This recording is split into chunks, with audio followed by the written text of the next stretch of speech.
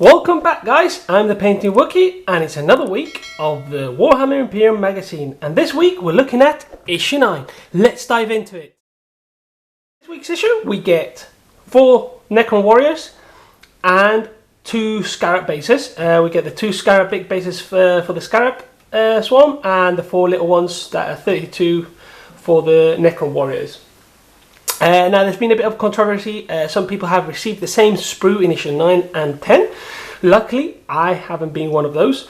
The easiest way to recognise it is that you get 4 Necron warriors in one with 2 Scarabs, and in the other one you get 6 Necron warriors and just 1 Scarab, and it is clearly marked. The one from issue 10 is clearly marked as sprue B, and these are the sprues that come from the Indomitus box. So yeah, apart from that, we also get our issue and our 3rd pop-up, I believe. Well, I think it's the 3rd one. I can't remember. Chapter organization. So yeah, quite cool. So yeah, with that, no further ado, let's dive into the magazine. In this issue we look at warrior phalanxes and canopter scarabs for our collecting part. We look at Ultramarines, Courage and Honor, the Age of Witches, the Soulless Cohort and Chapter Organization fold out for our reading. And it shows you here the how to kind of organize them. We get to build a Necron Warriors and dwell in the depths. So yeah, so I build all my Necron Warriors from issue 9 and 10 because I'm subscribed, so I got both issues. I get them monthly. If you're kind of getting it from the shops, then you have to wait for the following week. I mean, it's not that bad, I don't think, but yeah, it kind of defeats a bit of the purpose. Anyways, let's carry on. So, Warrior Phalanx, the Silent Legion. Necron warriors from the core of the Necron legions. They go to war in phalanxes, standing shoulder to shoulder. They lumber forwards and target their unfortunate foes with steady fire from the Gauss west. Necron warriors fight in groups called phalanxes. Each phalanx is formed of 10 Necron warriors. A phalanx fights in tight formation, advancing slowly but relentlessly while driving back their opponents with volleys of Gauss fire. Most Necron dynasties can find hundreds of phalanxes of soulless Necron warriors. This combination of superior firepower and overwhelming numbers usually results in the quick defeat of the dynasty. Each dynasty has its own dynastic glyph. Nobles bear the full dynastic glyph, while the phalanxes under their command bear glyphs made only of the elements of the dynastic glyph. The Gauss Reaper, more compact than Gauss Flare. The double-barrel Gauss Reaper is far easier for a Necron warrior to fire whilst moving across the battlefield. The beams emitted by a Gauss Reaper are more devastating than those of the Gauss Flare, but do not have Gauss flares. Like all Gauss weapons, the Gauss flares beam disrupt the atomic structure of all that it strikes. With appropriate targeting protocols, this weapon is accurate at range and it can be fired quickly at closer targets. However, it's slightly less powerful than many other Gauss weapons. Battle records. So, first thing is first. So, the Legion commander is going to be Egnotek.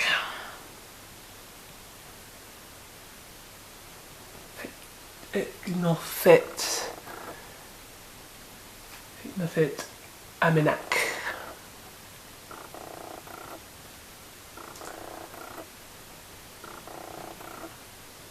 And if you've been following my videos, then that is the name of my royal ward. In terms of given a unique designation, referred to B background. Let's do one at a time. So that is a 4, D3, yeah, 4. Sorry, and a 3, so that is 2-2. The Unbreakable, and the second name 4 and 2, so that is 2-1. So we've got the Unbreakable Spearhead cohort. Each phalanx belongs to a cohort, a group of 5 phalanxes. There are 2 cohorts in each legion. So I don't know, I'm just going to give it number 1. So this is going to be my cohort number 1. And then phalanx within a cohort. Each phalanx is given its own identifying number from 1 to 5. So 1, 1. I think, yeah. If you think it's wrong and should be different, leave a comment down below. Okay, let's go for battle damage. Okay, so for battle damage we get 1, and let's see what we get. We get a 5, so that is fractured skull. For gifts of eons, that is a 3. We get weapon stabilizers. Canoptic scarabs, swarming automatons. These ravenous canoptic constructs seek only to atomize living material and recycle it to benefit the Necron race. So it tells you a bit about command protocols, auto routines, replication, anti-graft propulsion, so everything that the kind of scarabs can do. I'm not going to go through all of them. Mind Shackle. The Necron arsenal contains many forms of scarabs. Mind Shackles scarab come in many sizes, but all serve to enslave mortal beings to the Necron's will. Nanoscarabs. Various forms of nanoscarabs have been observed. Some appear to repair the bodies of their Necron masters, whilst others strip the flesh from opponent's spells. Okay. Unit designation. Alright, so we also get to name our scarabs. I did not know designation. 2. Bone Strippers. Cryptic enhancements. Let's see. 3. Enhanced proportion. Stasis crypt protocols. A 4. Seal status. What is it? Seal stasis leaks. Battle protocols. We get 5. Absorb incoming fire. Ultramarines, courage and honor. Though their exploits upon the field of battle are the stuff of legend, the Ultramarines are more than mere soldiers. Each is as well versed in tactics, statecraft and diplomacy as they are with blade and bolter. With Macragge besieged by the Black Legion, Robute Guilliman rallies his troops to drive back the traitors.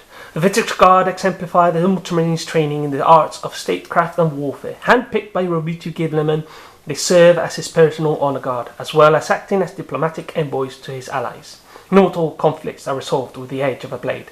Brother Divers, Victrix Guard. A bit of a personnel report. Squad Sevastus. Actually, I got a few of these. I got these, this one and this one are from the Space Marine Heroes collection. I think I have this. I'm not sure about Dollar. It might have a different name, but yeah. I might do a different little video about these at a later stage. The Age of Witches. Warp powers abound. To the untrained mind, the warp offers only damnation. Inquisitor Gregorina Praxia. The opening of the Great Rift had many terrible effects upon the galaxy. Some were immediately obvious and utterly catastrophic. Others took longer to become apparent, only revealing themselves as the corrupting power of the warp bled out across the galaxy. Psychers, it tells us a bit about Psychers. Sanctioned Psychers, Alien Psychers and Chaos Psychers. Psychers, the warp is a dimension of psychic energy that exists beyond the bounds of reality. Most intelligent creatures have a psychic connection to the warp, which is empowered by the emotions of living beings. Some sentient beings have a stronger connection to the warp than others. They possess the ability to draw upon the warp's power, manifesting in it various ways. Using even a small amount of this power is incredibly dangerous. However, for few minds are strong enough to wield it, without their souls being consumed by the demons and dark gods that dwell within the warp. The Soulless Cohorts. The ice industrial world of Coronar is assailed by the Necron legions of the Saracen dynasty. Determined to conquer new territory, noble Necron commanders summon their soulless cohorts and advance upon the frozen planet, determined to claim it in the name of the Silent King. So the pop-up we get chapter organization. Chapter organization. The organization of most Space Marine chapters owes itself to the Codex Astartes, the masterwork of Robute Guilliman, Primarch of the Ultramarines. So great is this book's influence upon the Space Marine that it is considered holy by many chapters. Ultramarine Strike Force. Led by their Primarch Robute Guilliman, an Ultramarine Strike Force does battle with the devoted Death Guard Legion of the traitorous demon Primarch Mortarion. Following the blazing light of Guilliman's sword, the chapter advances. The Death Guard were once loyal Space Marines before turning their back to on the Imperium and devoting themselves to chaos. Their rotten bodies are now swollen with disease and bloated by decay. And here we have a nice over there, Robbie G, Mortarion up here. Quite cool photo. We get the chapter command. We have Reclusium, which is the chaplains, the librarians, Apothecarian, Novice Apothecaries, Armory, the Technomarines of the chapter's Armory, and then we have the first company, which normally tends to be elite fighting forces, so they tend to be veterans. Then we have battle companies 2nd, 3rd, 4th and 5th, which are the bulk of the army. We got battle line reserve company 6th and 7th, close support reserve company 8th, and then we fire support companies 9th. The 10th company is always reserved for the scouts of the company. So, known as the Scout Company, is made up of the chapter's neophyte warriors, which are the scouts, who have yet to become fully fledged Space Marines, and 10 squads of Vanguard Space Marines. Their manner of war is that of stealth, sabotage, reconnaissance, raiding, and disruption.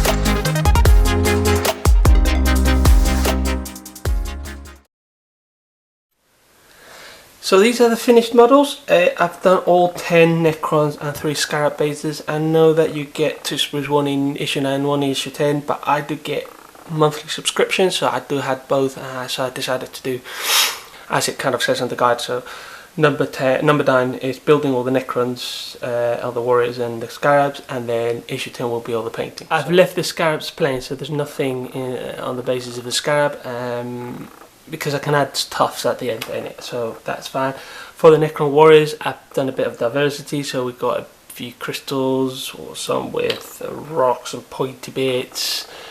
I've used the Gauss Reapers because the AP is better, strength is better, sorry.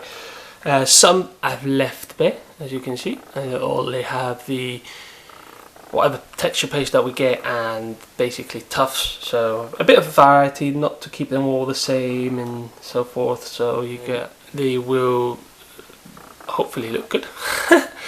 And I forgot to drill the gun barrels, so I will do that before I paint it, and some bits of whatnot of just rubbish just to signify kind of rubble or whatnot. Okay, so yeah, on to painting.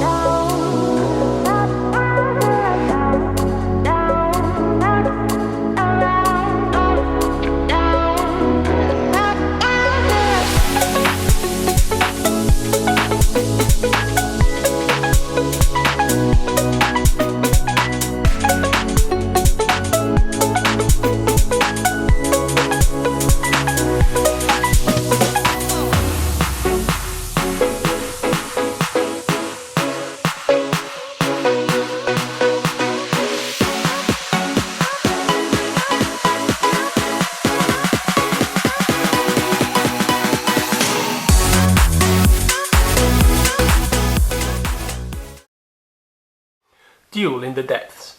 The Overlord, Unka the Destroyer of Megaria's Necron invaders, has risen from his slumber and now, with the aid of his royal warden, Egnotic Aminak, seeks to confront the Space Marines leader, Captain Rasmus Sirius. Mission briefing. The Overlord, Unka the Destroyer of Megaria, is not amused. His newly conquered moon runs rife with the Space Marine vermin, their crude weapons echoing through the halls of his domain. The intruders must be taught a lesson. The elimination of their leader will serve as a reminder of Necron might. Destroy the Overlord. The Primaris Captain, Rasmus Sirius, fears no Xenox, no matter their strength. He too sees an opportunity to fell the Necron's commanders and reduce their android legions to a mindless, directionless rabble.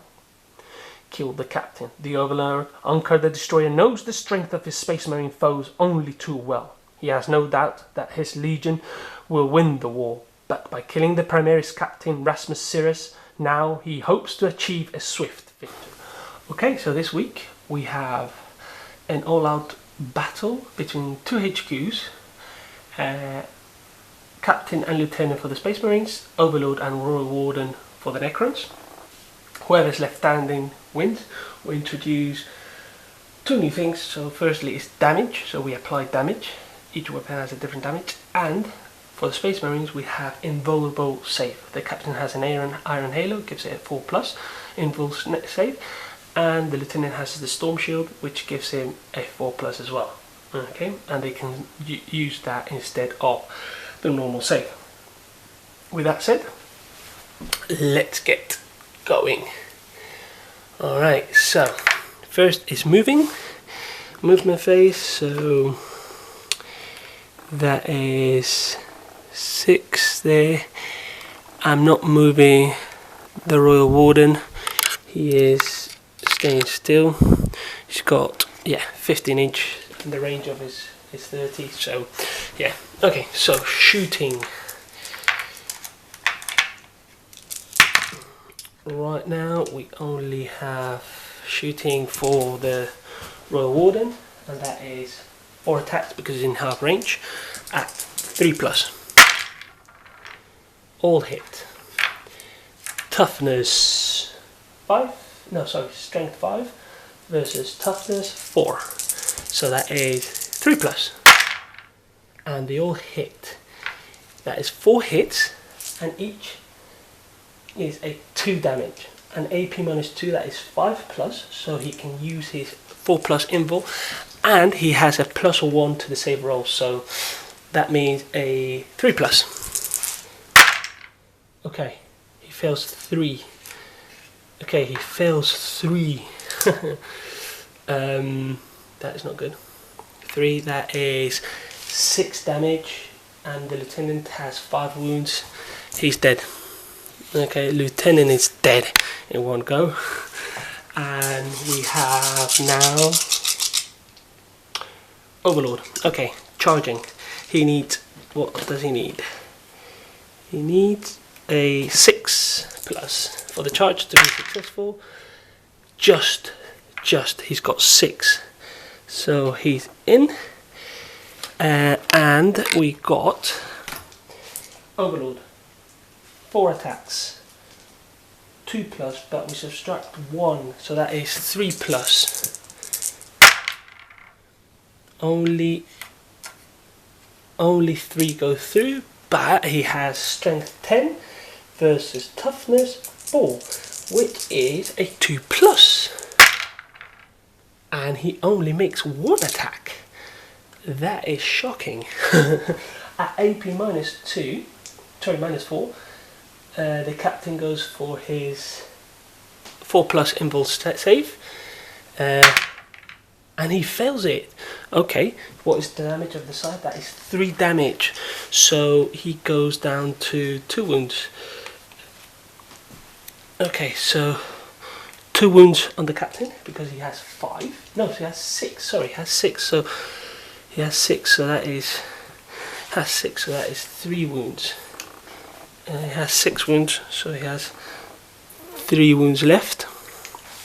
But it's the Captain's turn to attack, so that is 5 attacks. That's 5 attacks, and we're hitting up 2+. All hit, and we so that is all hit, and we're hit. We've got strength 5 versus toughness 5. 4+ on the wound roll. Okay, only 2. Only 2. Okay, so that is 2. AP minus 3 though, and 6+.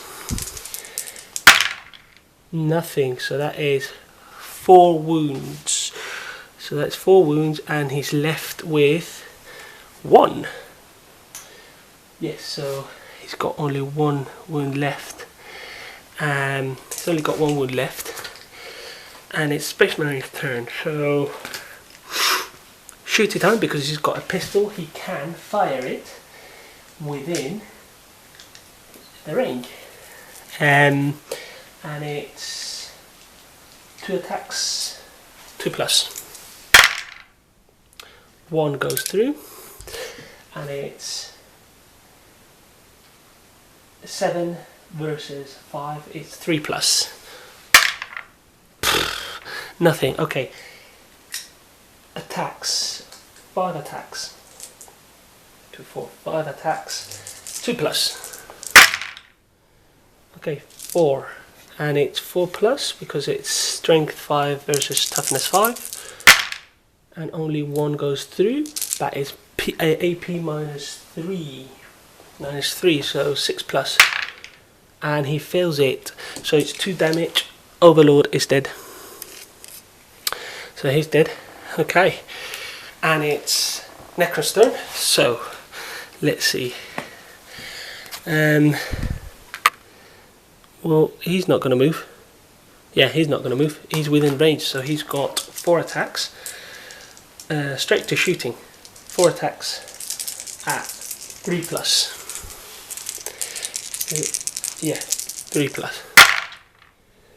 3 go through, and that is strength 5 versus toughness 4, so it's 3+. 3 go through, AP minus 2. That he goes for the invul save of 4+, and 2 fail. 2 fail, and that is 2 damage. 2 damage. Captain is dead. He's dead. All right. Yeah, he's dead. Wow. Royal Warden is only one left standing. Okay, so we are now on week 9. We've just finished issue 9. I've had to paint some of last week's Necron Warriors and the Scorpion Destroyers. That is okay because there wasn't any painting to do this week, so kind of roughly balances out. I am a bit late, to be honest. It's kind of going a bit late, but you know, it's still within that kind of 4-week period of deliveries for the subscription, so it's not bad. It's not bad. I mean, yeah, I probably if I had more time, yeah, it's more than sufficient to do it within like a couple of days, each issue, or within a week. But because I don't, it is what it is. However, it's a great issue. We did learn about a lot of things, you know, kind of the scarabs, a lot of kind of lore, and kind of a bit of the Necrons. And yeah, and next week, I mean, we've kind of built all the kind of Necron Warriors this week, but next week we are having to paint them all. I have kind of done a bit of, I kind of progressed a bit on that, so I have kind of prime them and base coat them in rune load brass with the airbrush, so that is going to save me a bit of time, but still loads of detail to do, all the black, all the white, which is pain, all the silver. So yeah, we'll see how it goes. Yes, you know, not much else to say apart from don't forget to subscribe if you haven't already, hit the like button, and just those two things will help me a lot in the channel, getting people to kind of see it and everything. If you have any suggestions, anything that you want to kind of see, or you want me to improve, leave it in the comments down below. I'm more than happy for all the feedback, so it would be great. And yes, and I'll see you next week. Okay, for issue 10. Okay, I'm the Painting Wookie, and bye for now.